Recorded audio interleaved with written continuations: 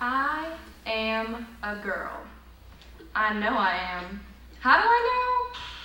I ain't really sure, but I am. And I remember when I found out too. It was spring. At least I think it was. Because the air smelled like plucker plums and gooseberries. It was noisy, but spring is always like that.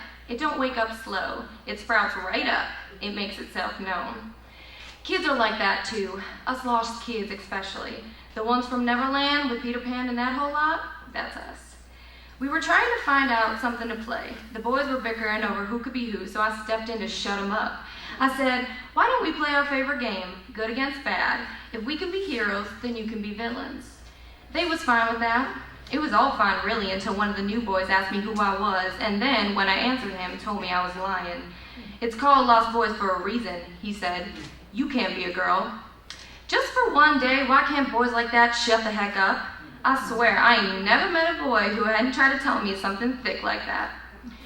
And why not? I asked. You got short hair, he said, and you fight good. Girls don't fight good. Everybody knows that. Oh, do they? I thought. I could feel myself turning red. Ain't nobody know nothing, you big dumb toad. I ain't never been so good with the whole manners thing, but then again, I ain't never had to be angry about having short hair until then. I don't think it makes me look like a boy, it just makes me look like me. Then he said, you don't look like a girl, you don't act like a girl. How do I know you're a girl? 'Cause damn it all, I said so, I finally screeched. Well, the moment that curse fell out of my mouth, I thought his eyes were gonna pop straight out of his head and plop down onto the ground in front of me. But I guess I didn't really know. Calling myself a girl just never put a bad taste in my mouth like calling myself a boy did. I think that's how I knew. Tinkerbell once told me that people try to do that, make you feel bad about yourself. But it's normally the people who are pretending to be somebody they aren't.